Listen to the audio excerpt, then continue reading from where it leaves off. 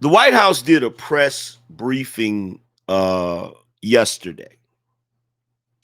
And whatever her name is, I don't know the chick's name. I can't never, it's Jean something. I don't know her name. All I know is she's a tether, right? That's all I know. And that is another thing that is so freaking annoying in this country, right?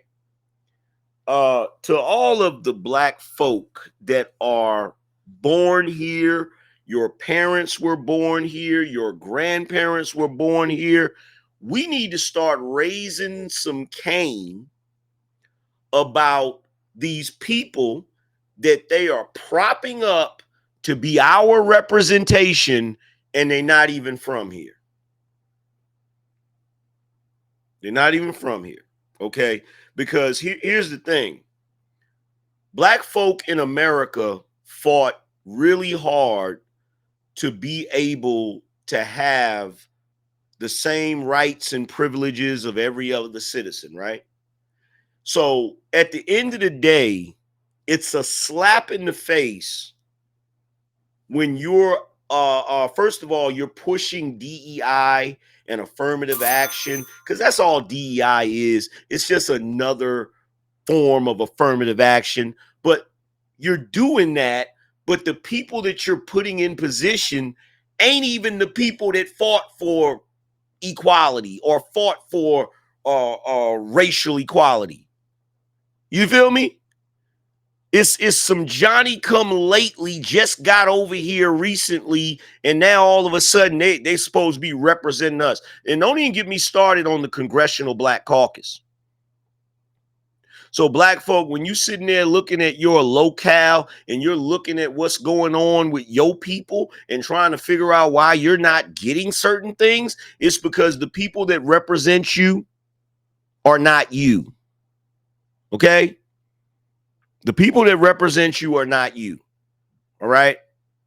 And this is the reason why you see them on the left, because most of them are on the left. Most of them are Democrats. You see, this is the reason why they're fighting so hard for illegal immigration. This is the reason why they're fighting so hard for that.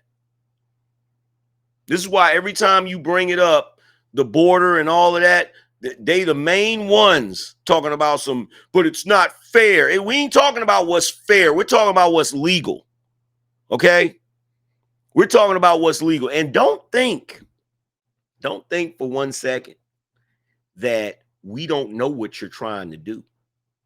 Don't think for 1 second that we don't know that a lot of you that come from other countries that are black countries, don't think for 1 second that we don't know you're trying to replace us as a demographic. Don't think for 1 second that we don't know that.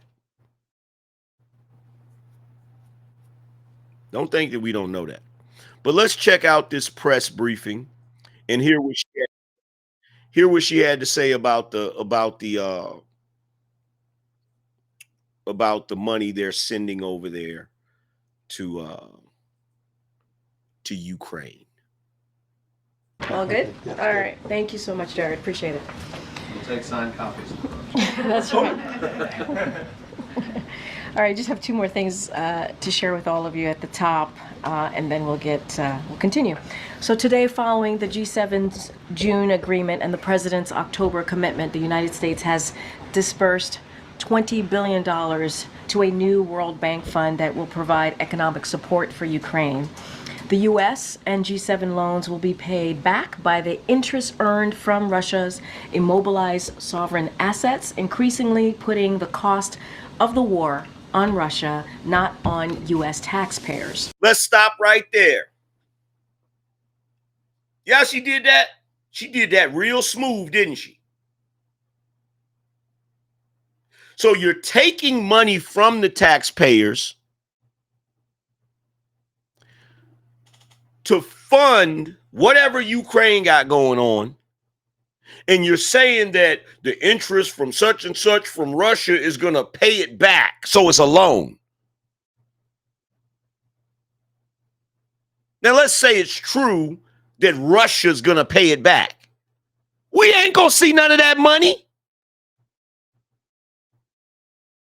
Because the one thing we know about the United States government is once you start taking money, you don't give none back. You don't give any back. So I don't know why you trying to fool us into believing this goofiness. Well, I do know why, because the American people have been complaining about how much money you've been sending elsewhere. So you came up here with this ridiculous story about how, oh, we're sending 20 billion to Ukraine. Ain't you sent them enough money? Like real talk. Like let's cut the shit. Haven't you sent them enough damn money? Excuse me, let me rephrase that. Haven't you sent them enough of our money? Gonna sit up there with that orphan Annie hairdo talking about, well, the American taxpayers ain't gonna. What?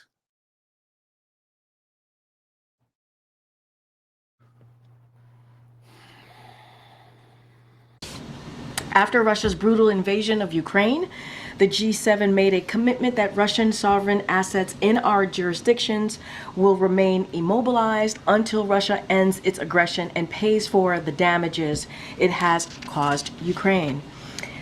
The United States and G7 are now making good on that commitment. Together, we will leverage income earned from frozen Russian sovereign assets to provide a total of $50 billion of extraordinary revenue acceleration ERA loans to Ukraine. This will lend vital support to the people of Ukraine as they defend their country, and it also makes clear aggressors and tyrants will be responsible for the damage they cause. What? When are you gonna send some money to Western North Carolina?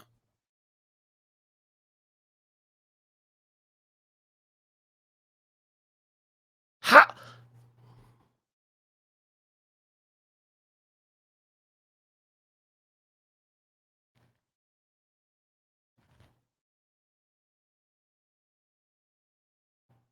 How are you sending money to other countries when you literally had a disaster? I'm talking about a disaster in Western North Carolina of biblical proportions. So you mean to tell me you can send $50 billion in addition to what you've already sent? And y'all remember, I showed you the other day, they sending billions to Africa too. Do you really think it would take $1 billion? Just $1 billion. Do you think it would take $1 billion to help the people in Western North Carolina? Do you think it would take $1 billion?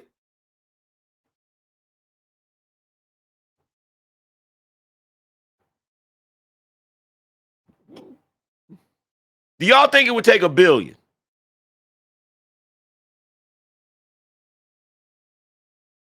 $1 billion. So you're sending billions of dollars to other countries, and you can't even dedicate 1 billion to Western North Carolina. And I'm gonna tell you something else too. I'm gonna tell you something else too. And this is just my opinion. This is my opinion. Is it possible that the reason this current administration doesn't want to give real help to the people in Western North Carolina is because they know most of them are Trump supporters? Is it possible that our current administration is punishing and being neglectful to Americans because of their political leanings? Is it possible? Is it possible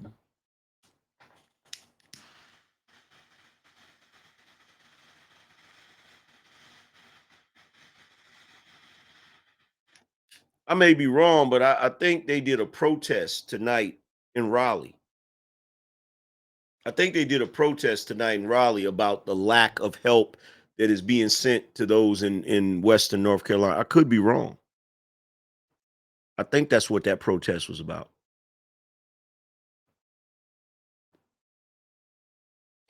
So you got American citizens in this country protesting to try to force you, to try to force you to help them with disaster relief. And keep in mind,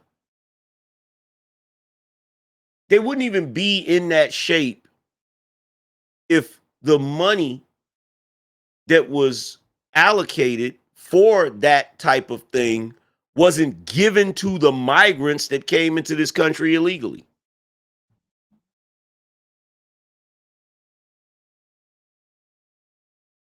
You feel me?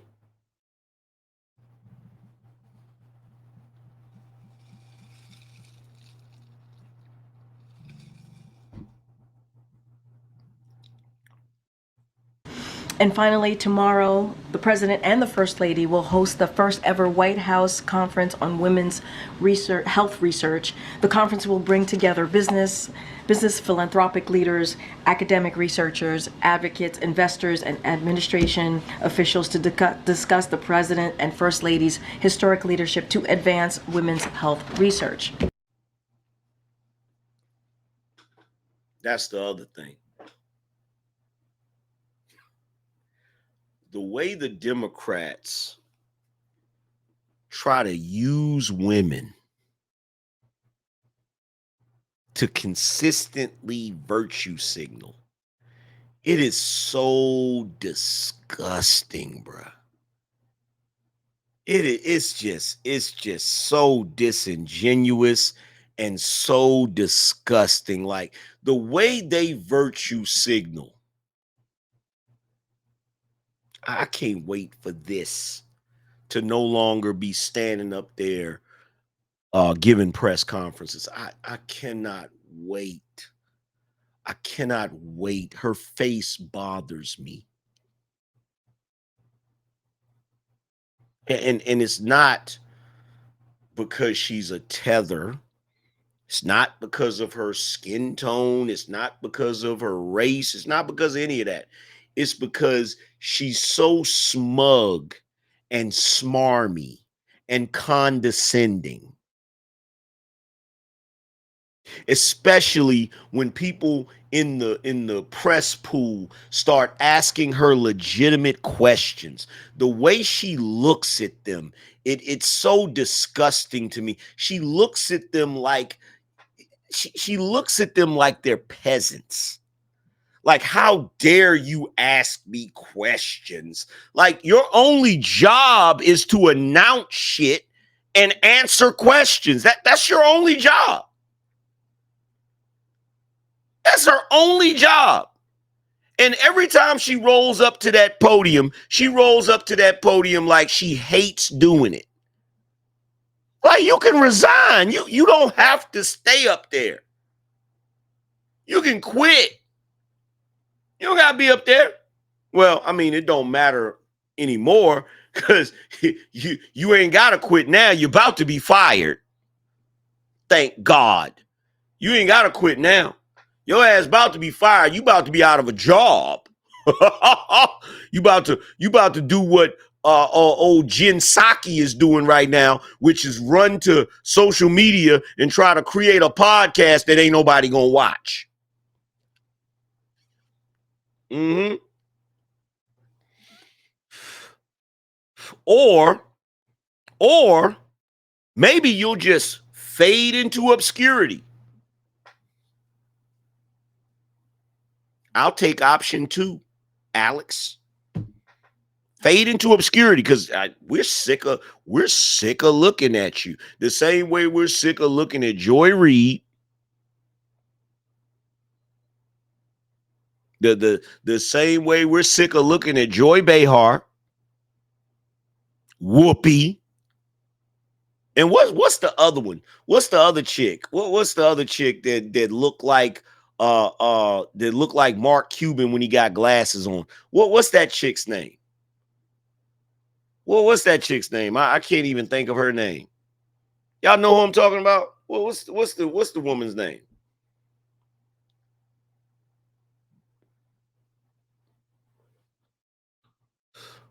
Rachel Maddow. We sick of looking at you too. We are sick of looking at you. We're sick of looking at you. And don't think for no moment that this is a sexist thing, because it goes for the dudes too. Goes for the dudes too. George Snuffleupagus. I saw you speak with Byron Donalds. I think that's his name, if I'm not mistaken. That was the most disgusting display I ever seen in my life. Did y'all see that? Did y'all see that recently? Actually, what he said is that he was going to review every single case. He even repeated that again in Chicago at the NABJ. Listen, what we do understand is that the Department of Justice under Joe Biden and Kamala Harris, they did massively push up charges on people who protested at the Capitol and some who rioted at the Capitol on January 6th. So what he's talking about is doing a case-by-case review. You can lump it all together all you want, but those are the words of Donald J. Trump. I'm quite sure on the internet people can pull up that clips. They can watch it at their own leisure. I'll read it to you right now. This was Rachel Scott's question. My question is on those rioters who assaulted officers.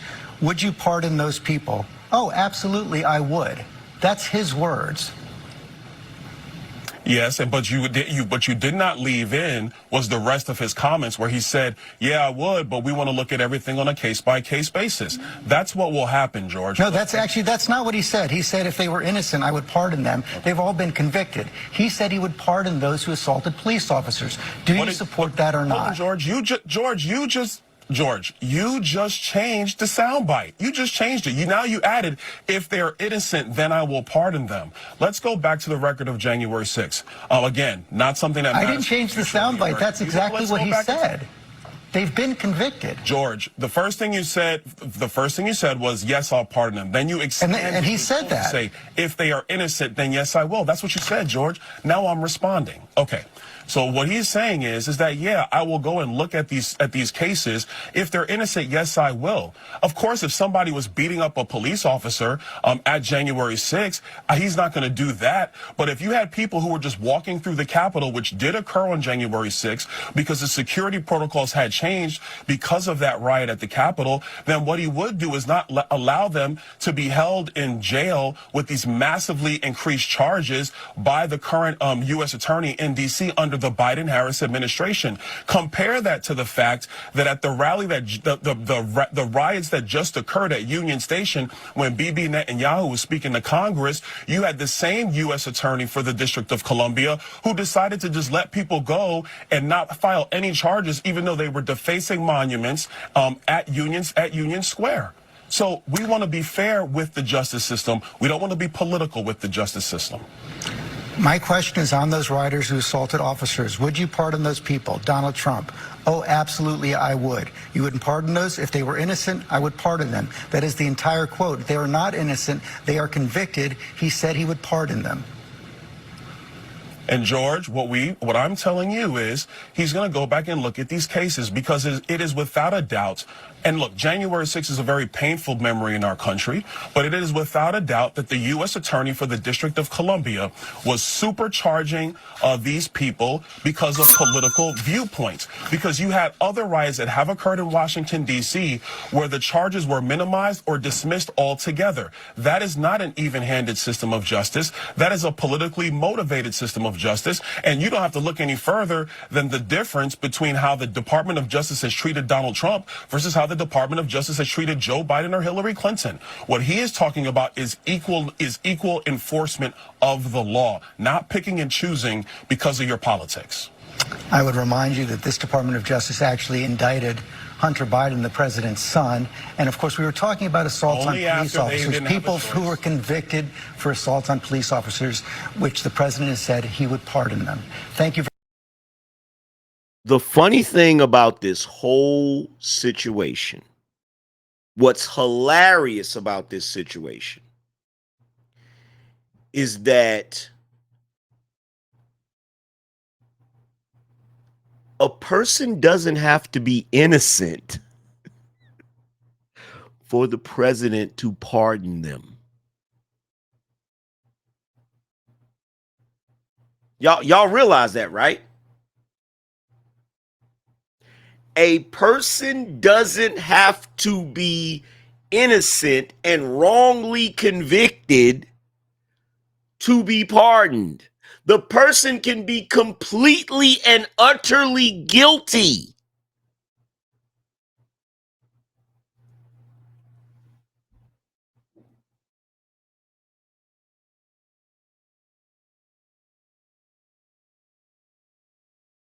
Am I wrong? Correct me if I'm wrong.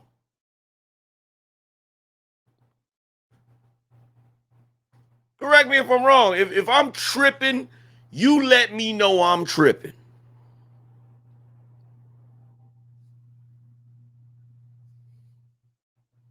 So why is it all of a sudden, and this was the worst mistake that, because this is before, that interview was before Hunter got pardoned. So of course, George Snuffleupagus is going to sit up there and say, don't forget the same justice system indicted Hunter Biden. Yeah, and the same president just pardoned his ass, and he was definitely found guilty.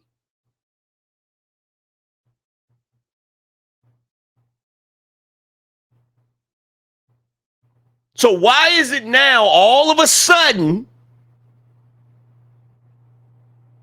you want to question who Donald Trump pardons? And see, you lost all credibility to question who he's going to pardon the moment that Joe Biden pardoned his son, not only for crimes he was convicted of, but for crimes he could possibly be prosecuted for. The moment he did that, he basically created a precedence for all of you liberal leftist media talking heads to shut up. You can't say nothing now, unless you're going to charge him up. And it's so funny because every accusation that the left makes is a confession. Every time. You sat up there day in and day out, so worried. You're so worried that Donald Trump is going to pardon somebody. You're so worried about it. Virtue signaling so damn hard about it that the moment Joe Biden pardons his son, you're like, well, I can understand why he did it because it's his son. Shut up. Shut the absolute. So let me get this straight. Joe Biden can pardon his son. He can pardon his own flesh and blood. But Trump can't pardon strangers?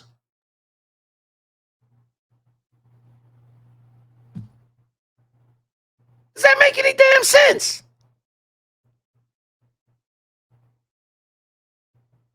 Does that make any sense?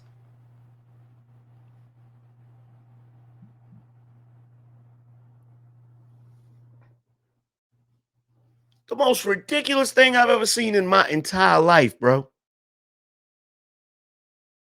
It's laughable. It is laughable.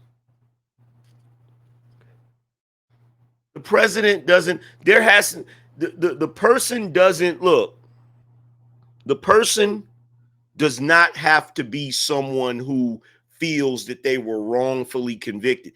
It can be somebody that was convicted of something they actually did. It could be somebody that did something 10 years ago that they're guilty of.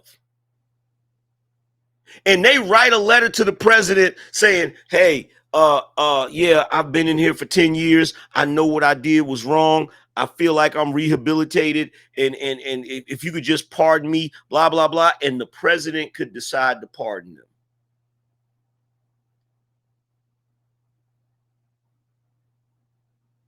In fact,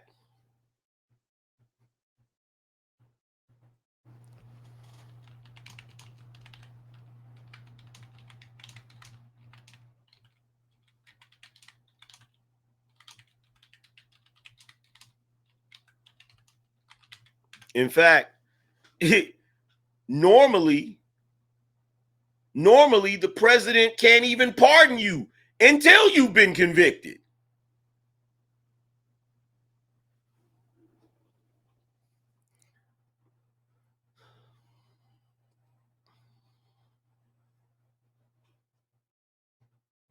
It says no, a person does not need to be innocent to receive a presidential pardon in the United States. The Constitution grants the president broad authority to issue pardons for federal offenses, and there is no requirement that the recipient be proven or believed to be innocent. In fact, pardons are often granted to individuals who have been convicted of crimes, regardless of whether they admit guilt or maintain their innocence.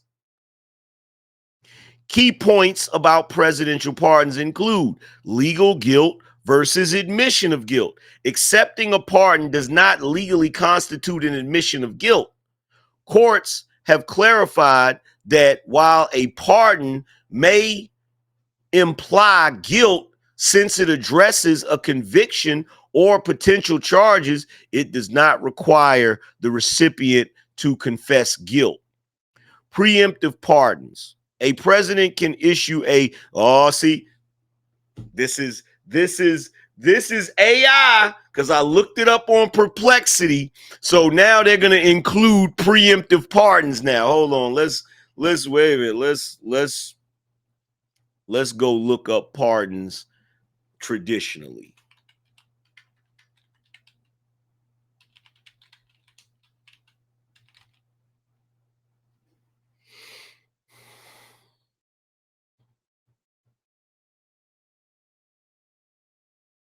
Okay, the overview of pardon power.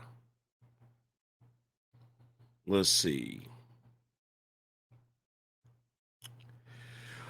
Article 2, Section 2, Clause 1. The president shall be commander in chief of the Army and Navy of the United States and of the militia of the several states when called into actual service of the United States. He may require the opinion in writing of the principal officer in each of the executive departments upon any subject relating to the duties of their respective offices, and he shall have power to grant reprieves and pardons for offenses against the United States, except in case of impeachment. Now, here's the interesting thing about this. The cases that Donald Trump had against him that was brought by states, he could have pardoned himself. There wouldn't have been nothing they could do about it. Yeah. He could have literally pardoned himself. Once he gets in office, he could have literally pardoned himself for all of those state cases.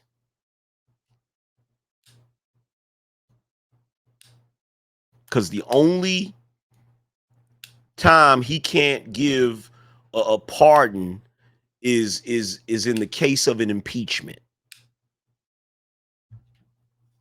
The Constitution establishes the president's authority to grant clemency, encompassing not only pardons of individuals, but several other forms of relief from criminal punishment as well. The power, which has historical roots in early English law, has been recognized by the Supreme Court as quite broad. In the 1886 case Ex parte Garland, the court referred to the president's authority to pardon as unlimited, except in cases of impeachment. extending to every office known to the law and able to be exercised either before legal proceedings are taken or during their presidency or after conviction or and judgment. Much later, the court wrote that the broad power conferred in the Constitution gives the president plenary authority to forgive a convicted person in part or entirely, to reduce a penalty in terms of a specific number of years, or to alter it with certain conditions. So it says right here that the president's authority to pardon is unlimited, except in cases of impeachment, extending to every office known to the law and able to be exercised either before legal proceedings are taken. So he can pardon people before they get prosecuted. So I guess that's one of those things where he can do it. So Biden can do he can do what he's doing based on the Constitution. It's just frowned upon for a president to use that power to that extent. So it's frowned upon for a president to pardon his own family members. It's frowned upon for a president to issue a pardon to someone who hasn't been prosecuted yet. But based on the Constitution, he can do that if he wants to, because his power to pardon is pretty much unlimited. Now, here's the interesting thing about this, which, if you really sit there and think about it, it makes it even more ridiculous that the left is whining about whether or not Trump is going to pardon the January 6th bunch, right? It says in the Constitution, it gives the president plenary authority to forgive convicted persons in part or entirely, to reduce penalty in terms of a specified number of years, or to alter it with certain conditions. Despite the breadth of the president's authority under the pardon clause, the Constitution's text provides for at least two limits on the power. First, clemency may only be granted for offenses against the United States, meaning the state criminal offenses and federal or state civil claims are not covered. Second, the president's clemency authority cannot be used in cases of impeachment. So guess what? The fact that y'all are running around screaming that the January 6th bunch tried to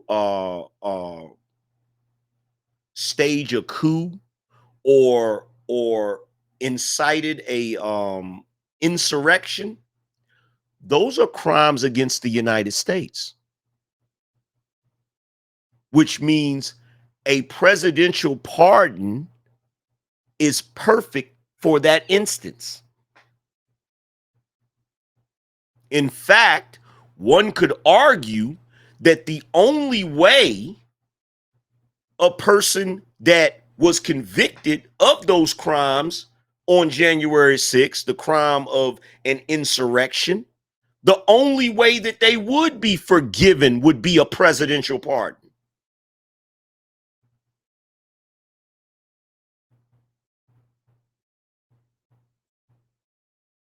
Am I wrong? Y'all correct me if I'm wrong.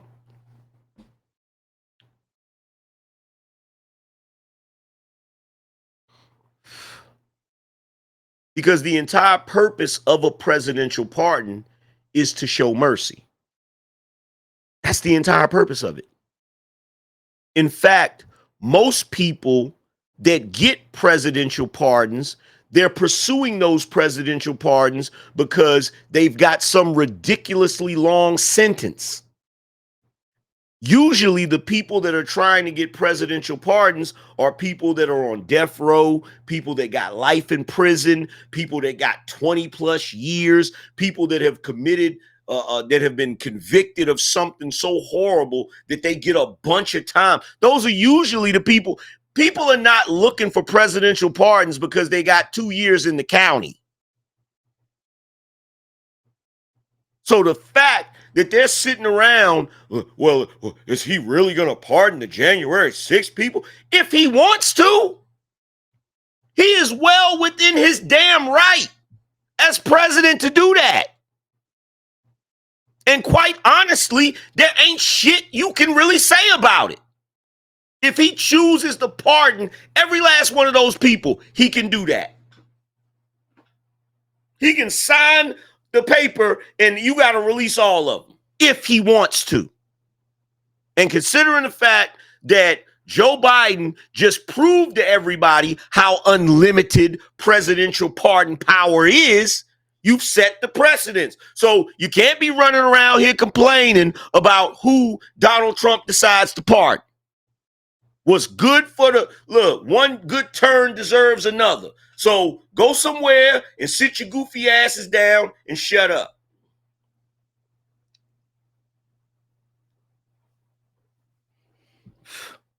Have a seat. Have a seat. Have several seats. The purpose of pardons. Pardons are considered acts of grace intended to temper justice with mercy and promote public welfare. They do not erase the fact of conviction, but relieve penalties and restore certain rights.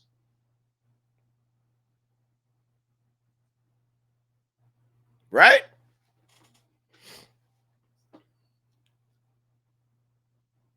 That's the entire purpose of the pardon. And guess what?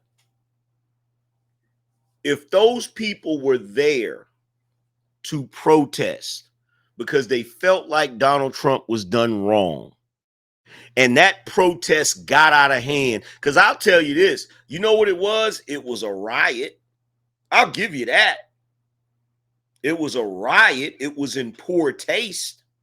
Now, the people that decided, the J6 committee, they decided to charge them up with insurrection. So, hey, that's what they charged them up with, right? Now, whether we think that's right or not, it's kind of irrelevant at this point because they already done been convicted and they already done been, punished, right? But if Donald Trump is like, well, damn, those people were there because of what happened, and they were trying to support me, even though they went about it the wrong way, those that got unruly and out of hand, it's not in poor taste for him to say, you know what, I'm going to pardon those people. It's not in poor taste. Because I can guarantee you the individuals that were down there that were part of that whole situation, I guarantee you they'll never do that shit again. I guarantee you nobody will ever do that shit again. And I ain't going to tell you no lie. I could have went down there knowing that they was going to protest. I could have went down there with the intention of filming that shit. But I ain't even going to tell you no lie. I knew better. I knew better. When you get too many people grouped up together and they riled up and they angry, it doesn't always go well. You feel me? Doesn't always go well.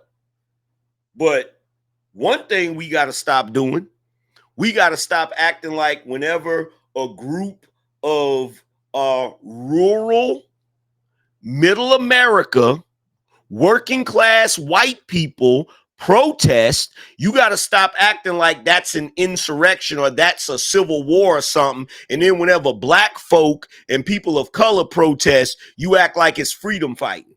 You got to figure out what you want to do. Either everybody in America has the right to protest or nobody has the right to protest.